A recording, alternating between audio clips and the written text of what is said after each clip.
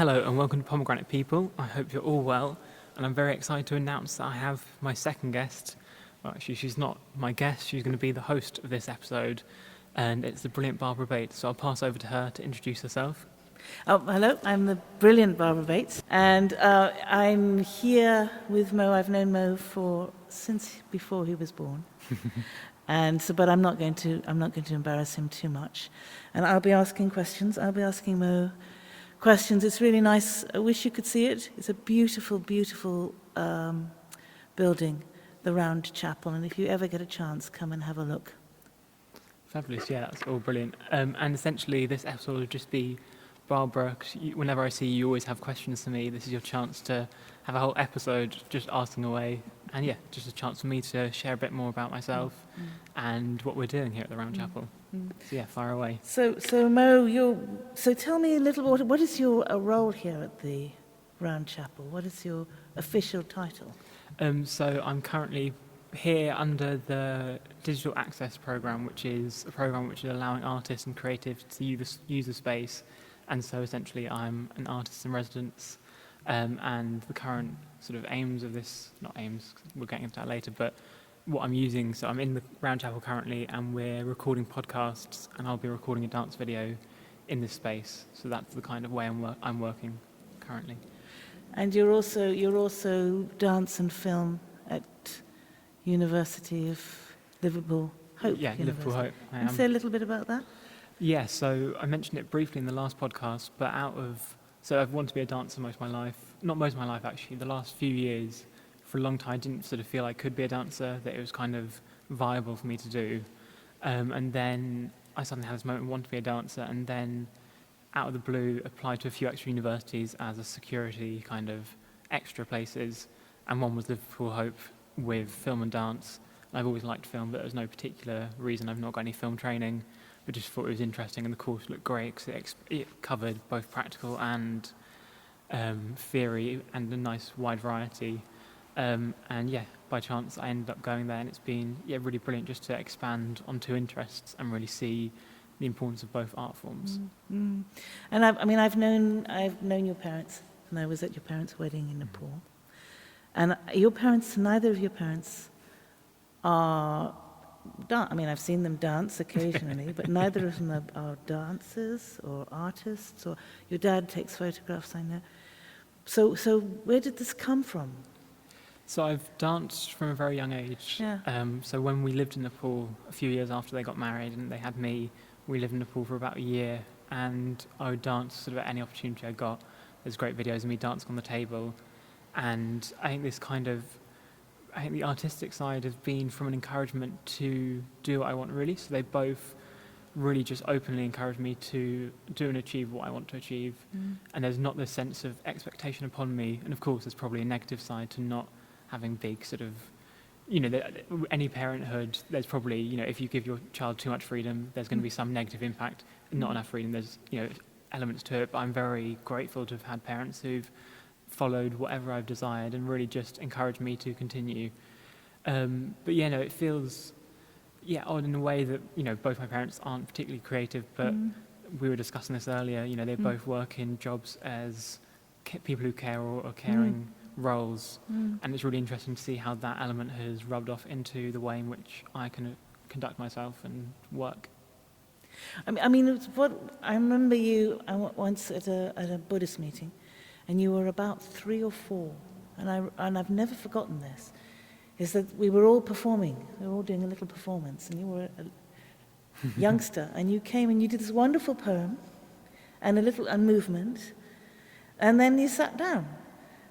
And that was it. You'd done your piece, and you'd taken the space, you'd made eye contact with everybody, you'd performed, and then you sat down, and then that was it. It was somebody else's turn. And I thought this was extraordinary for a child to know how to take the space and then know when to give the space to somebody else. And you were very young when you did that. It was quite, it's a memory. Yeah. Mm-hmm. So do you just want to say a little bit about the project which you're currently doing here? Yeah, so as those who are listening will know, this is Pomegranate People, which is a podcast I started up last year, and it's really focusing on sharing the power of dialogue. and it's just as we're doing, how conversation can kind of show something quite new, and is really, I think, the basis of how we create change and, you know, connect to people. I think all of us will know that without conversation and keeping contact, you know, life becomes quite boring. And, you know, it's, even in times like this, it's the crucial thing, really. You know, we can't hug, we can't, you know, we can protest, but not to the same extent. You know, it's really the key, the sort of cornerstone is dialogue. So the aim here is just to be able to give those podcasts, again, really show conversations, and with the great opportunity of having all the equipment here and the great venue, just to do it at a sort of higher standard, really. And then the dance project is slightly on the back burner, is the correct term. And it's, well, I think for me it's going to be just really exploring both my film and dance sides. So we'll have, from the Round Chapel, they've got great equipment, so I'll be able to film it. But to really consider a piece where it's film and dance, both my sort of ideas and now specialties working together. And yeah, my aim, and it's still very much early in the process, but is how do I really show me, sort of give the best performance I can. Because I think it's very easy to feel that, you know, oh, that wasn't the best, or no one's kind of seen me as an artist. So it's now kind of going, it's been, as we were discussing earlier, a year since I've been in a proper show, you know, be able to perform in the same way. It's actually, in that year, what's changed, what's new for me as a performer. So yeah, that's the aim, or that's kind of what we're doing here currently. And what motivates you? What's your motivation? I mean, I know you've said a little bit more, but I just wonder if you could talk a little bit more about what motivates you. I think there's a kind of need to create, which I think a lot of artists talk about, this kind of desire to be making something, to be working. And I've always feel I'm being quite creative. I think everyone says that, you know, but that sort of sense of ideas coming to mind and this kind of poetic look at life, you know, seeing potential for creation. But I think the real underlying thing, and the thing that I think keeps me from sort of feeling that it's totally from fearing it's totally pointless, or kind of the reason really is to create value. And it's a term that's quite easy, I think, to throw around and kind of go, it's value creating, or this will create value, but it's how can I use my art to connect to the people around me and to connect to a wider audience and to create some kind of shift. So if it's the very minute thing of just, you know, someone seeing me dancing and going, wow, he's really expressing himself, or, you know, trying to tackle a bigger political issue, which is always tough to find that balance in art, but this is the kind of battle I want to wager, is how do you know, create art which has a connection to people and has a positive impact with less of a sort of need for it to be about me. It's kind of, you know, there's a great quote from one of Alvin Ailey's principal dancers saying how, you know, his work and his company was purely just to serve for the people. It was just to really provide something for the people to connect to. So I think in 1 million words, that's about it.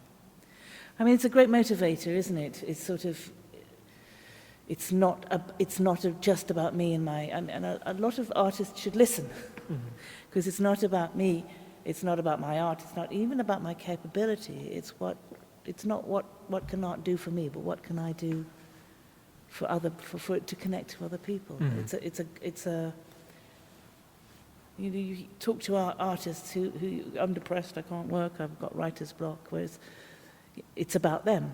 Whereas I'm just this is not about you. This is about how you can connect. And there was a really interesting point. I think it's weird, only you mentioning it, but ever since probably that performance as a kid, I've always never particularly. Do you remember that? I don't remember it at all. So it was I do. pleasant, of course. But I've always found that I'm very naturally being quite humble at sort of having the space, and then sort of leaving it, knowing that the artwork or whatever I'm doing stands alone, and there's not the sort of need to, of course, take applause. And I've been told, you know, take more applause. You know, don't really just walk straight off. You know, like that. Not, I wouldn't just walk straight off, but, you know, take the sort of, you know, the sort of showing of affection and applause. Let people thank you. Exactly, but I think also not to. I've always been very much like, you know, I've now given my performance. It's time to let the next thing happen and to let the artwork speak for itself in a way. So yeah, thank you for reminding me. I've never forgotten that. It's because you would expect it. You know, I thought, oh, he's going to want to do this again, and there's a meeting, and he's going to want to. But no, you just sat quietly, and I think you had a book.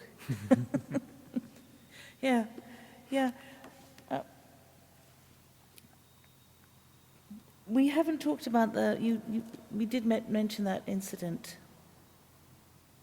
Do you want to talk about what happened?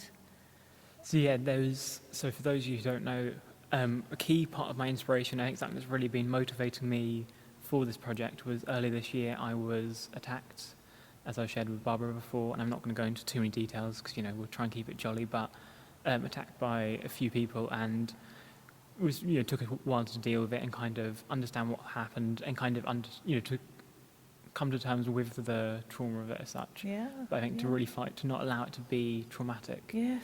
Yes. And at one point when I was chanting, which is what us Buddhists do, I had this moment of sort of going, I'm going to somehow inspire the same amount of people that, did something wrong to me essentially.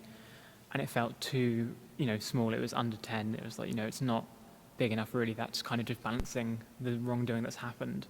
And it then went to 300. And in a sort of moment of joy and whatever other adjectives you want to use, I had this real determination that 3,000 people would somehow be impacted by the work I'm doing or whatever I'm doing. So it's, although we're in lockdown, we're in a very small ecosystem currently. It's how can I, being myself, not necessarily changing I'm not going to suddenly become a world leader. I'm not going to decide that I'll inspire people by, doing it just through social media necessarily, but just however I can, being me, inspire people. And then a few weeks later, I was contacted by the Round Chapel with this chance to really expand on the art projects I'm doing. So my only aim here, and of course it's impossible to really gauge how many people will be inspired, but it's somehow in my everyday life and through this I can inspire 3,000 people. That's really the aim. But it's that, I think, and it's really hard, I think, for a lot of people. I'm sure many people hearing would have gone through something of a similar scale, whether it's not the exact same thing, something that really sort of stops you in your tracks. But it's that kind of, what can I do now? So not the why me, but sort of yes me, which sounds crazy, but yes, this has happened to me, but I'll now, there's some sort of function that it's made me have to become stronger, or look at whatever I'm doing again, or just realize that I'm stronger than I thought. You don't give up in those moments of real suffering, and then how can I not allow this to be the thing that sort of shapes everything from now on, but really I'll shape the sort of future, the destiny of what it may be, but to take that kind of control.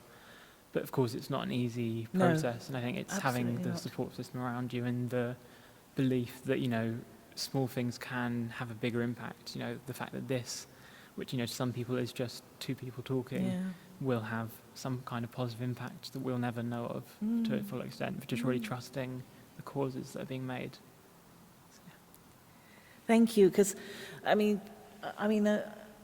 think in psychotherapy, one of the main, biggest thing is to work with trauma, and how you work with, and it's an inspiration to see somebody actually, okay, this happened, and actually this is what I'm going to make it something else, and take that energy. I don't know if it's energy, but from what I'm, take that and explosive in a way, explode.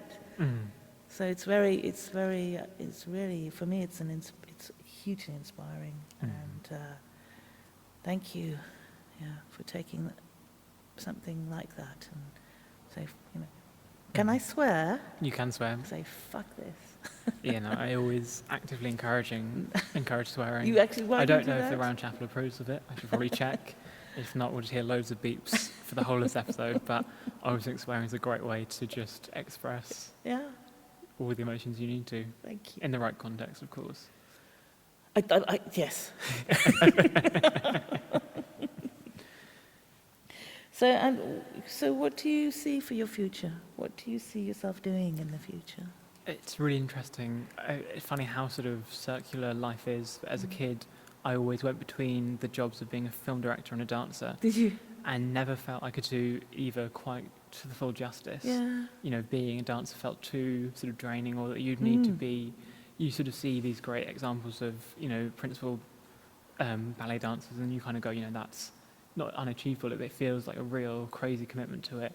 As a child, who's trying to sort of enjoy life, it seemed unrealistic somehow. And then with film, it was just this sort of absolute lack of knowledge of film as a child that kind of went, as a kid, I'd try and like, edit a film as whatever, a 7-year-old, and be like, Yeah. I can't be a film director then, because, Oh. you know, at that young age, you have that moment. And then going on this whole path from wanting to be a visual artist to then a dancer, and now being in a place where I'm studying both film and Yeah. dance, Yeah.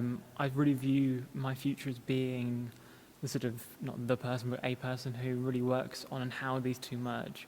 I think that's a brilliant part of lockdowns. We've Wow. seen screen dance really grow in awareness, you know, because there's no other kind of dance. It's purely dance that is filmed. So you've seen this real ingenuity of people taking that task on. And for me, it's this kind of joy of, I remember at one point trying to share how I wanted to, you know, show dance in a way that was like viewing it from the eye, and, you know, how film and dance both have elements that feel kind of, it's all sort of fabricated in a way, you know, when you're on a stage, you've got the audience, then the dancer, it's this kind of very set thing, but you're not intimately in there with the dancers, you're not feeling the emotions. In the same way with film, it always at points feels like, you know, you're looking from the outside, but how do you create this kind of lived experience? Wow. But I think for me, it's just how do I bring the two elements together?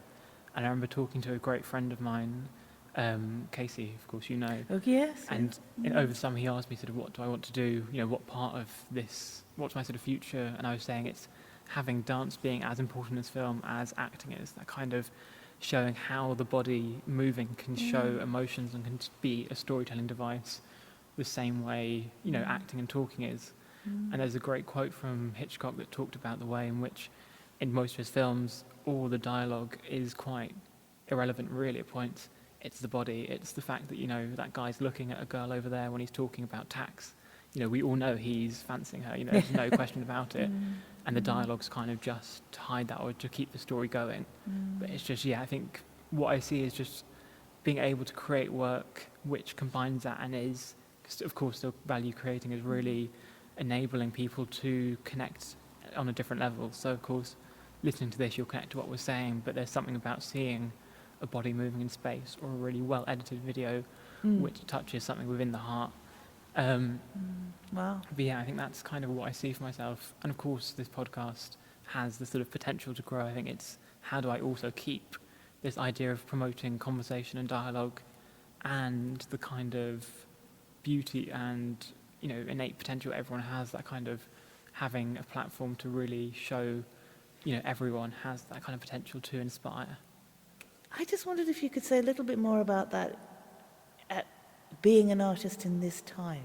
I mean, maybe just referring it a little bit to what's going on in the world. Why be an artist at this time? It is a great question, which, for those you heard the earlier episode, Philip posed to me, and it's... Did he? Yeah, it's a brilliant question, really. Yeah. It's, I think for a lot of people it would seem silly or kind of irrelevant, you know, to be an artist now because of the sort of lack of funding and support we've seen, and, you know, when studios and venues and galleries aren't open, you know, what happens? But I think the artists, along with, you know, a form of key worker, I'm not taking away from key work as a whole, but it's the sort of work for the soul, it's the work for connection. And I think Yes. in a time of disruption and, you know, despair, it's this kind of light that we can provide. It's the ability to show that life continues. But it's a really hard thing to keep motivated about. It's hard, particularly when you've got no external environments and venues, when you're working from your rooms and your homes. Yes. There's not that easy sort of validation you can get where you do a dance and someone goes, that's great, brilliant, let's go. Or, no, just tweak this. You become your teacher, you become your environment, your room's your studio. It's really tough. And I remember I recently did a film and with a few students from my university, and a key point I was making is that, you know, let's not try and make it look like, you know, we're dancing all the time and it's, you know, really easy. Let's also not try and demonize the fact that we struggle to dance, you know. There's no point kind of going, let's show the best dancing we can do. But realistically, it's taken all this effort. It's like, actually, let's show what dance is now. You know, dance is when you have a tea towel and you suddenly spin it in the air for a moment and remember what it's like to be on stage. Or, you know, suddenly sitting down and just moving in a different way. That thing that actually creativity isn't reliant on us being, you know, really busy or strong or constantly working to our max, but it's about really connecting. And it doesn't, you know, if you're not creating all the time, you're not working at the same level as before, it doesn't mean that it's not valid. It really is just actually, I think the most key thing is valuing yourself first. It's kind of understanding that, okay, I'm too tired to do that. Yeah. Sometimes you have to push yourself further, but I think it's actually finding the motivation is not pushing yourself, but it's finding the motivation. You know, Yeah. repeating that again, but just finding why you're doing it and what it means for you now, because really it's, you know, when you're creating, it really has to be, I think, for yourself. Quite often in this time, it has to be to make yourself feel that bit better and to kind of be back in your creative flow. And then when you work towards a project, it can be for whatever you want it to be, whether that is, in my case, and for a lot of artists, I imagine, to connect to people or whatever other reasons, if it's for a bigger project. But I think it has to come from a kind of sense of connecting to yourself. And, you know, when you pick up that pencil, having that connection from the paper and pencil when you're drawing or putting on the dance shoes and then moving, it needs to serve yourself for it then to serve others, which seems like I'm contradicting what I said earlier about, you know, my creativity working for others. But I think at this time, it has to come from a point of connection to yourself. Of course. And clearly. understanding that, Of you know, course. it's for Yeah. you to really be there and be present. Because if not, the work will be, you know, very low par. What's the word? Who knows? Of a lower standard, essentially. But yeah. I mean, you're engaging. That's the creative act, isn't it? You're actively engaging. Absolutely, yeah. It's really interesting, I think, for all artists listening, or if you know an artist as a listener, it's just to really, I think, encourage them that it is for them at this point, but also it's just to really enjoy it. I think if you're not enjoying, like anything, if you get to a point where you're not enjoying and don't feel you can enjoy it again, Yes. it's to really reevaluate it. You know, it's why am I still continuing if there's not that sort of joy there? But then also, you have to come through those kind of lows, and when the, you know, obstacles do come, because you know, I would have easily have given up years ago if I'd taken every small little hiccup to heart. But I think it's, you know, am I able to enjoy this as much as I can? You know, if I was to sort of relive this day again, you'd realise the small things that I think put you off. The fact that, like, you know, it took us a few minutes to get the mic going. Yeah. You know, if we'd just given up there, you know, the day would have been over. It's that kind of continuing, but not allowing us, you know, not to put the unnecessary pressure on ourselves to be perfection, but just to be working. And I know that you do visual art, and I'm sure you'll understand this, but often the more important thing is to make the mistakes and get, you know, if we're taking it as visual art, get the marks on the paper Yes. and realise, oh shit, the eye's totally out of place. And, you know, the mouth looks totally crooked, rather than going, okay, let me plan it meticulously and kind of work too hard on it for it then to be, not have your sort of life and your essence in it. It's to engage and then realise, to learn from that, rather than to feel the first drawing has to be the perfect drawing, or the first time you record something, it has to be perfect. It's really letting go of those ideas of perfection. I mean, that's really very, very interesting, because two things. I mean, as an artist, you leave the mistakes in, because the mistakes are what informs you. And actually, if you rub the mistakes off, you forget you made the mistake. So you make the same mistake again. But also this thing about there is a problem in art, I think, or certainly with performance, is people sometimes identify with that 5 minutes they're on stage or 3 hours they're on stage, and if they don't perform well, or if it's not received well, then they take that as a defeat. Yeah. Or personally. It's really interesting. I mean, it's narcissistic, really. I think, you know, if you don't love me, if you don't, you know, then I'm rubbish. Whereas what you're saying is actually, it's all valuable.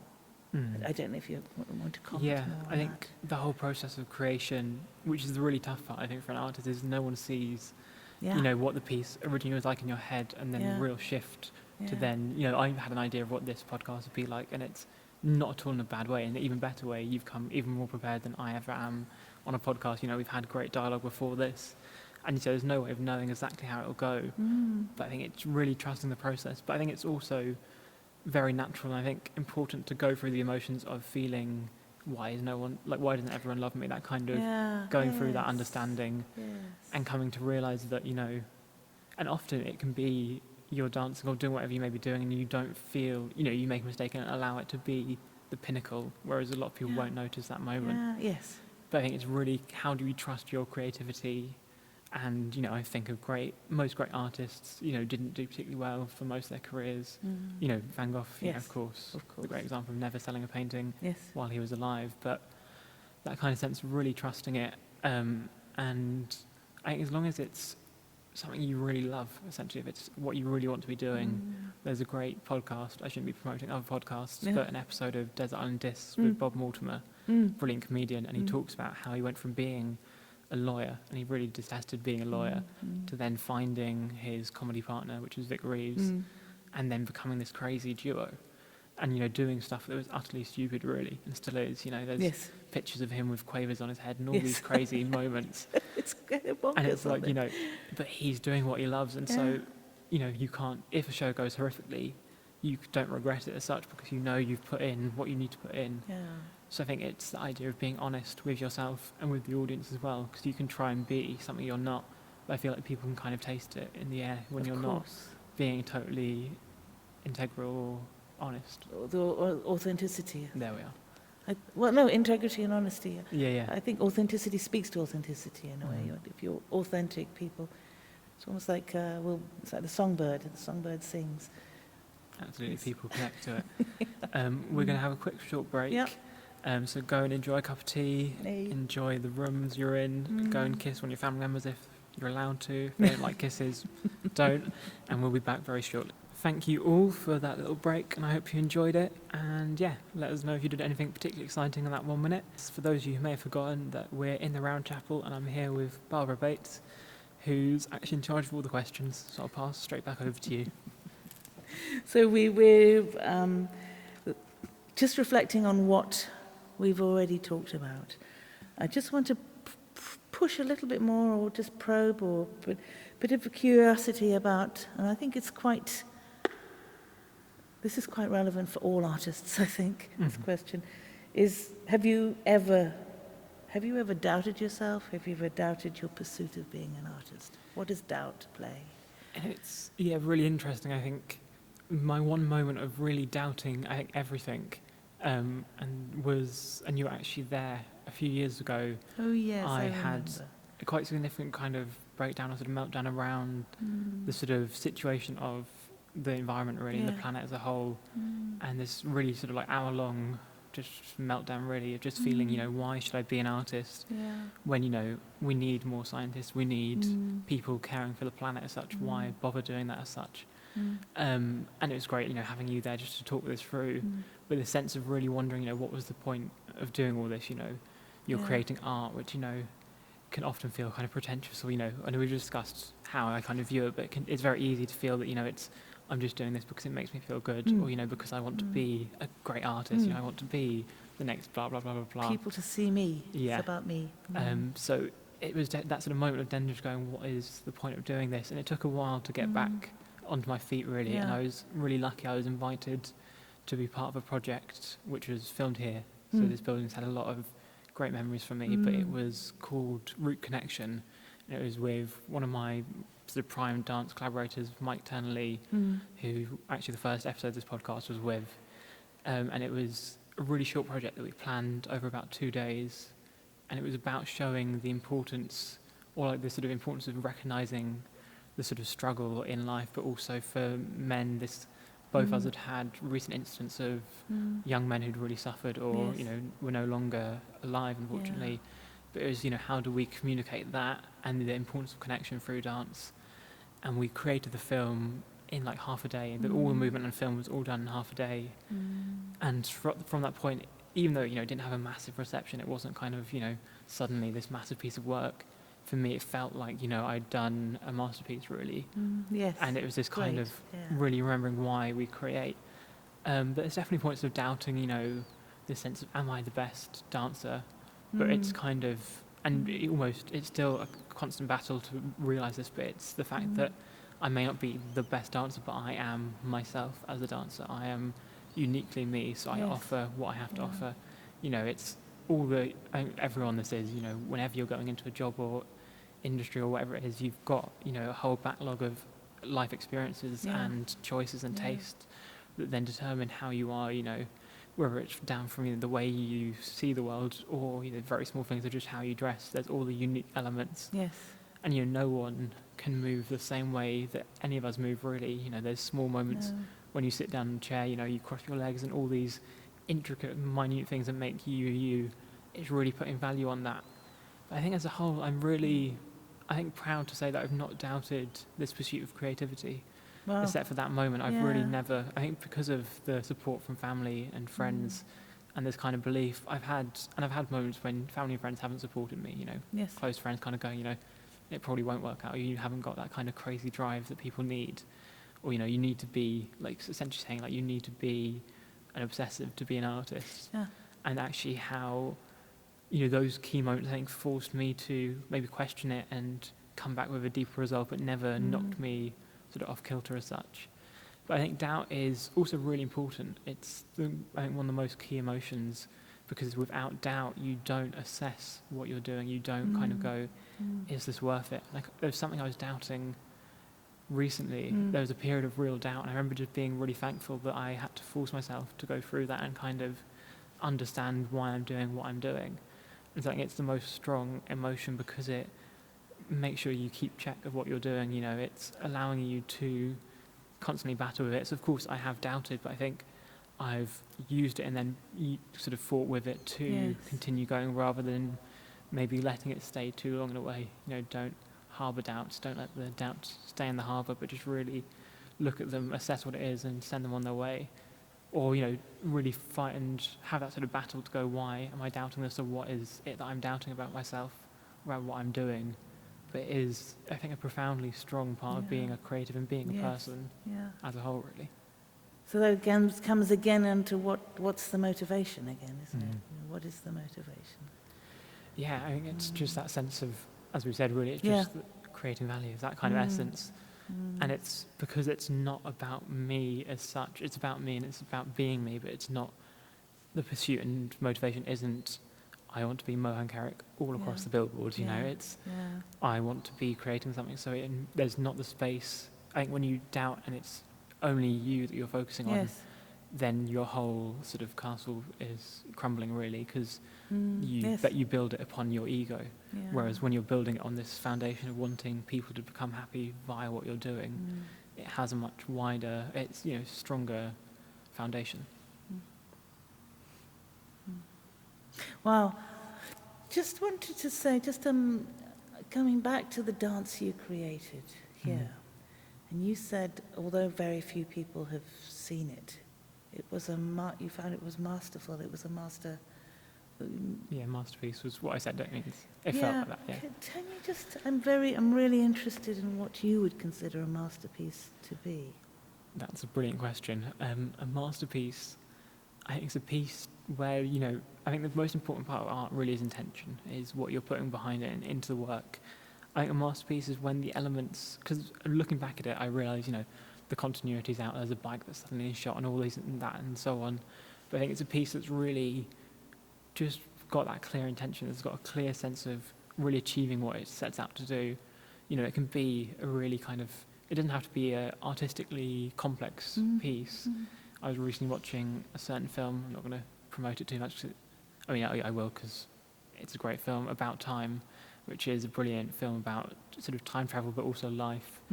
And I was crying at the end of it, and I sort of went, this is probably the best film. Really? And I'm studying a lot of film, but I just went because it's somehow connecting deeply, and you see it's done what it's needed to do.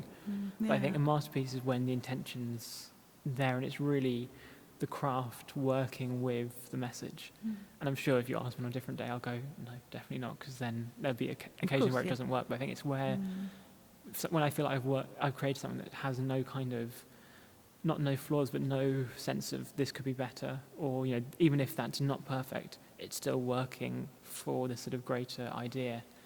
But yeah, it's a great question. I'm sure other ideas around it will pop into my head later. Yes, yeah.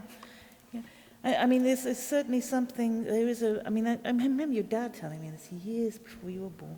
There's something about authenticity. And I remember him saying to me, if you're not authentic, people will see it. They'll know. Yeah. They'll sense it. It's a sort of sense thing. And I think there's nothing more powerful than an authentic voice, I think. I think similarly in dance, you can tell. So there's a key part of dance's intention is what you're why are you doing this movement? Because I can, tell you to flap your hands around and you'll do it. If I tell you that, it's a crazed moment after a really long sequence of movement, this is the sort of moment of despair, that becomes part of the body. The body Yeah. seems to react differently, and you react differently the same way. If I told you to say something with a loud voice or a kind of voice like you were talking to a mouse, you react to it, and you see it really when there's an artist who's really working for that. But also with children or with anyone, I've seen many non-dancers. Everyone is a dancer at heart, but people who don't consider themselves to be dancers dancing, and it brings me to tears because it's just so clearly, so rawly, the emotions there. They know what they're doing. The same way whenever I watch a hacker, I always cry. Like, I've never not Yes. been brought to Yes. tears. And I remember mentioning this to a friend of mine, and they were just like, why? It's just kind of people just stomping around. But it's like, when you know the environment it's in, it's a protest or a funeral, and all these moments, the few I've seen, it, you know the emotions that are being felt there. You can feel it, and the movement then gets meaning behind it. But yeah, I think intention or authenticity is just key, because it changes movement from being movement to being, sort of storytelling to being the way To in be which into being, actually. into being, but the way in which we connect, it becomes the sort of vehicle of connection rather than being just movement. It becomes the thing that you are attracted to. It somehow connects to you. So yeah, it's definitely a great thing, I think, to analyse, and just not analyse, but just to recognise is authenticity. And Yeah. it's really up to us, it's, you feel it or you don't feel it really, but it's just seeing what it means when you're looking at a piece of work or seeing something, just having that moment of, can you feel that intention? And I'm just sitting here thinking about why you chose dance instead of paint or instead of acting. Why you chose put your whole body into it? Why? Because I've always danced, and it's funny, I've mentioned this before, but being slightly dyspraxic, it means my balance is slightly off. Yeah. And so I'm not meant to be a dancer, really. Yes. I'm not meant to be able to, confidently balance and move. There's some stuff I can't do great, but there's something about, I think, it's just always been the way in which I worked. I think it's the same way if you've got a great painter, their connection is their hand and, the paint, really, it's that connection. And, I do paint and I do other things, of course, yes, but you do, yeah. I think dance, it's just because it's, you're sort of stuck with the body, your body's there. And I think it's always just been how I best communicate. It's, if you were to ask me to get on a stage and talk, as we are doing, there is apprehension. The same with acting. I'm not a great actor, I forget lines, whatever it may be. There's a sense of nervousness around it. And, with painting, I can trust my ability to an extent. Yeah. But with dancing, it feels like everything I need to get out can come out, and it doesn't rely on the voice as such. It doesn't rely on anything but you being connected to yourself at that moment. And I had a great revelation a few years back of just going, actually, why am I trying to pursue visual art? Because it sort of seemed, like the cooler option to do, or kind of the easier thing to do, to be a painter or whatever it may be. And I wasn't particularly good at painting at that point. I had a moment of kind of going, actually, I feel at home and I feel I can express myself most when I'm dancing on stage. Why have I been kind of denying myself that as being a valid emotion and moment, kind of going, that's a great hobby, that's great to have on the side, but actually it is where I feel the most alive, really, is when I'm moving. And then, interestingly, in film, that kind of passion has come in a different way of, even editing old podcasts together, the videos and so on. There's a sense of, it just feels like you're the kind of right place. I'm creating something. So the interest of dance being in the moment, and then film being this creation of things together. I mean, dance not only being in the moment, but all of you is in that moment. It's not just the head, it's not just the whole body, the entirety of your being, in a way. Yeah, absolutely. Yeah. It's just, yeah. I mean, I'm just realizing this as I'm talking about what dance really is. It is a complete commitment, isn't it? Yeah, no, it's... No hiding. Indeed, no hiding, and there's quite often no time for your head to get involved, really. It's not that I feel that, my head would be annoying if it was there, but it's, you're fully immersed in it. I think the same way, someone who main connection is painting, you're fully immersed in this, communication through paint. And all the other, many mediums, it just feels like this is where I can then dive into it. There's not that sense of needing to kind of get into it, but it's just, you're there, present. Do you remember Billy Elliot when they asked him, what is it like to dance? I imagine it was something along the lines of flying, but... It's like lightning, yeah. It's like lightning. It really is. I think it's just... And I think it's finding that for each person, because, of course, it's easy, if you're listening to this as a non-creative, to kind of go, oh, great for you, but, this and this and this. But I think we all have the places where our missions or our sort of goals and our true kind of... I don't want to say meaning, because that makes it sound like, you have to... your meaning is to be a banker or is to be a artist, but it's the way in which we can reveal ourselves and be, ourselves in the happiest form. So yeah, I think it's just really encouraging people to sort of just look at, even if it is something really simplistic, people, it's whatever makes you happy, and I think makes you feel alive and enjoying yourself, really. Yeah. And I think for artists, it maybe feels more extreme because it's this whole kind of, you're committing to an art form and you're becoming a performer, all these elements, or you're becoming an artist. It has kind of complexities to it, but I think for everyone it's all the same essence of just really doing what makes you feel yourself, really. I remember from my long time ago, like performance days, and there was nothing like being on stage and everybody looking at you. And there's that energy. And then coming down from it, I don't know how you experience actually performing, and then coming out of it, no one's looking at me.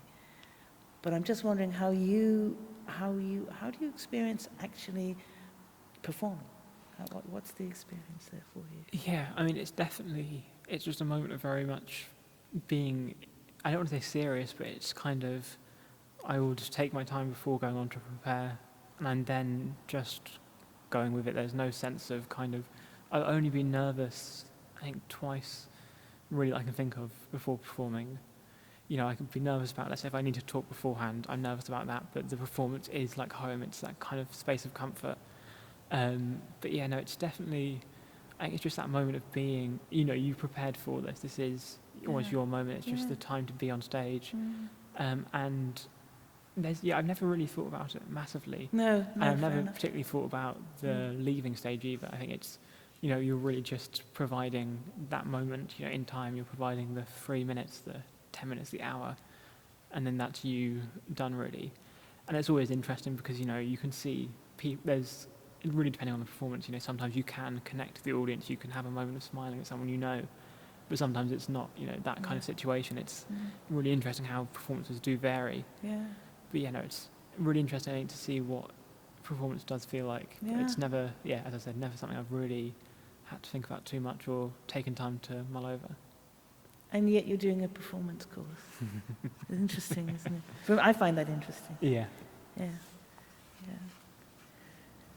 So, have we say, what are you hoping to achieve? We've had that question, haven't you? Do you want to say a little bit more about what you're hoping? We have talked a lot about that.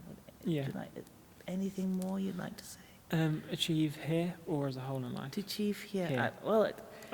Here. Yeah. I think it's just really showing. So from the earlier podcast we did with Philip, who's the manager of the Hackney Historic Building Trust, as we all know. It was this kind of thing of just showing that creativity is still happening. That, we even during lockdown, venues are doing their best to provide a space like this. And I think it's kind of going, in the middle of Hackney. Yes. During a lockdown, we're recording stuff. There's artists coming in. The sense of showing that also it doesn't need to be a massive group of people. There's 4 people working here. We don't need to be a massive production group. You don't need to be the most famous artist. No. There's still, the Round Chapel's working to provide this space, but we can still be creative, and we are still sort of relevant in a way. Because I think it's easy to kind of go, the 95% of dancers who aren't in sort of high-paid jobs and aren't doing this, or all the artists that aren't being seen all the time, are suddenly, irrelevant or don't have a platform. It's actually showing that there is this platform, but also that it's so crucial that all the creators out there are working. I know actors who are just releasing short monologues online just to sort of show they keep going and to kind of force themselves to be performing in a time where there's not much opportunity to. I think it is, just really showing, and also we're not in the centre of London right now. We're slightly outer, not too far out. London's very tight knit in a way, but it's sort of showing that you don't have to be super close.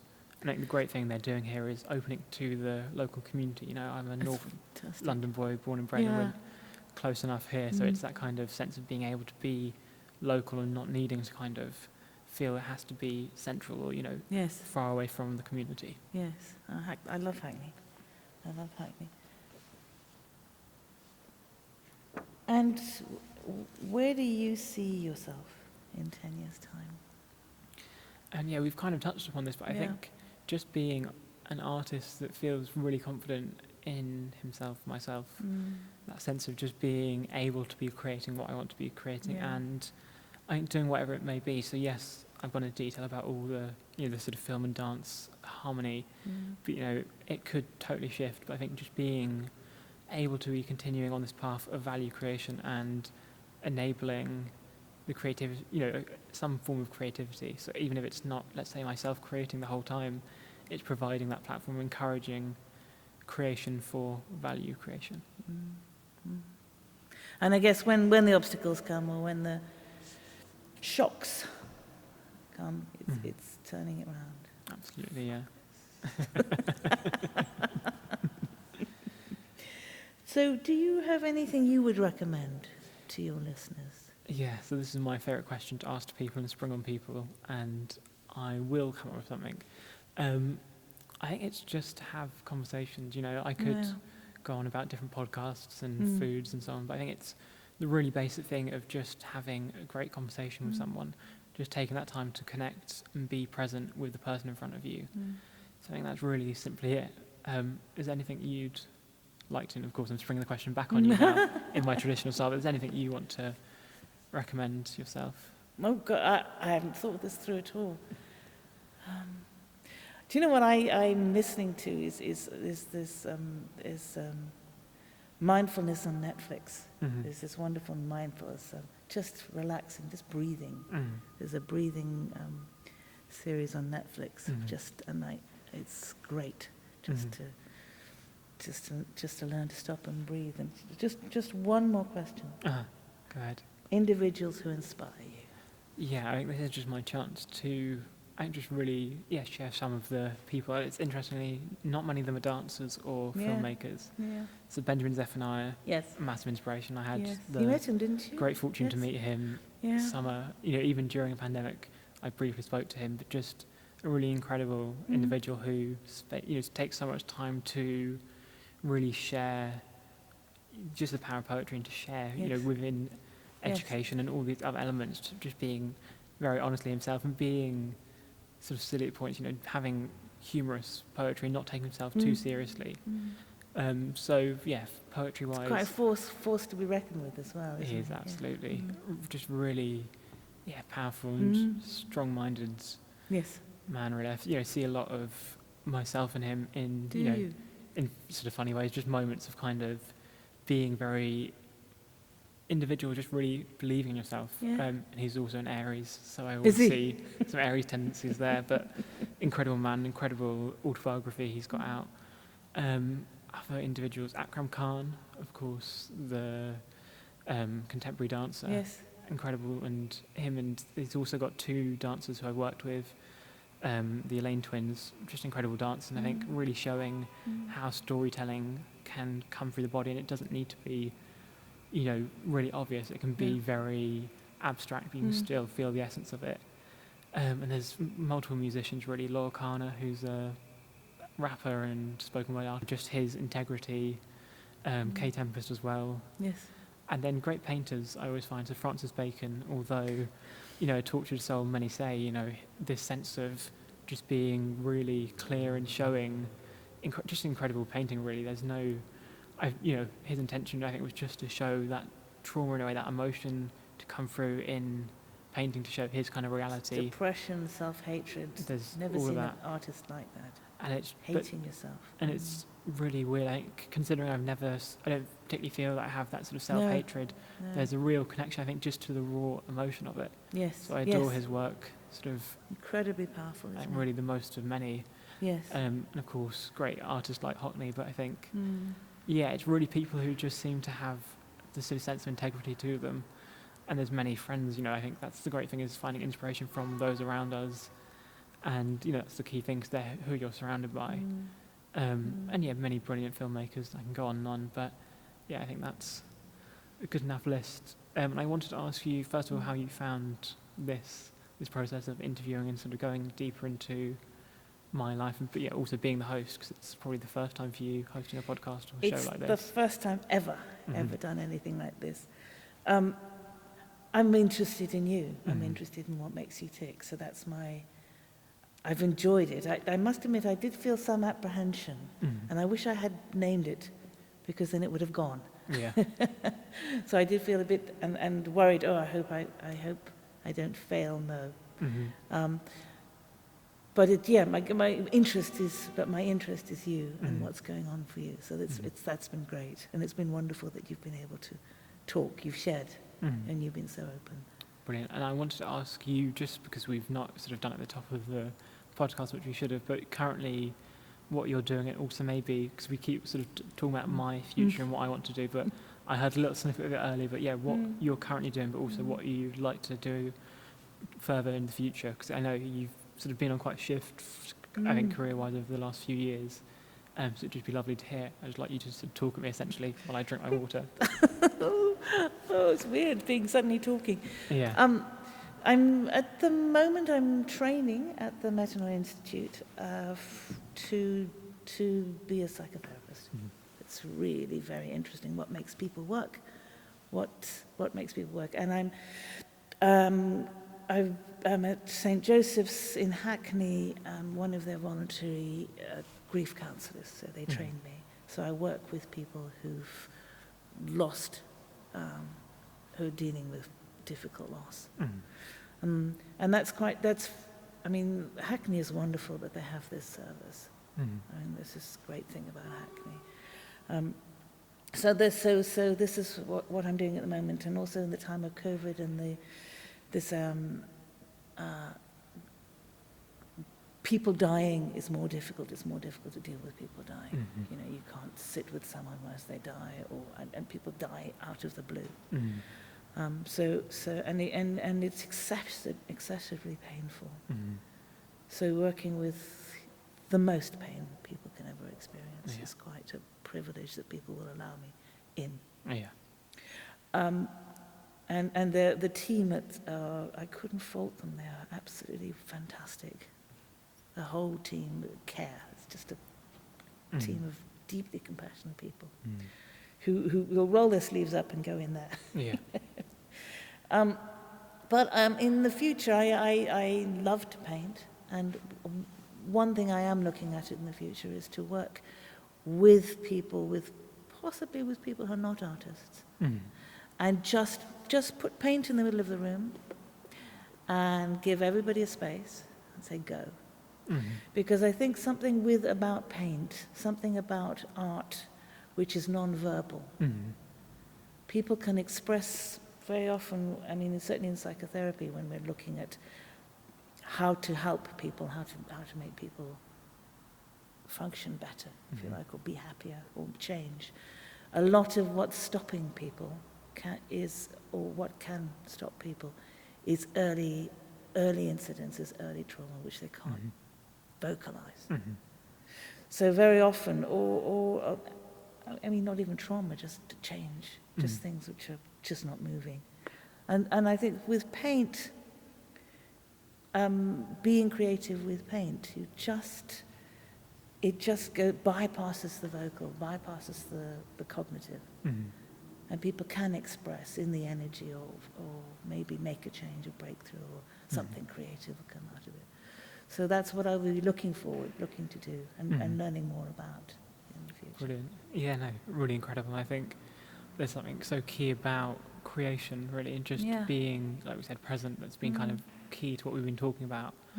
And there's always a battle, I think, with creating when it's not, even when it is your primary form of creation, particularly as if you don't consider yourself an artist or creator, there's that battle to the ego is so strong Yeah. within artists. It's so, It has to be you know, sometimes. it has to be, but I think there's also, it can be very, it can, stop and disable you from doing what you need to be able to do. So I think there'll be this sort of understanding of what's happened for them, and, allowing the raw emotion, but it's also come to terms with maybe a distrust in themselves, not trusting, Yes, yes. your hand to work in the way you need it to work, or all these other elements. But yeah, I'm sure we could continue talking Yes. for days on end. But yeah, I just wanted to really thank you for coming down on this not too cold day, but still chilly enough day. And yeah, just having this great dialogue with me. So Well, it's been a thank real you. pleasure. It's a great privilege. Thank you. Brilliant. Thank you all for listening, and I hope you enjoyed. We'll be back next week with another episode. But yeah, check us out on all the usual social media platforms and let us know what you think. Anyway, stay safe, keep a smile on your face. All the best. Mohan, blue skies.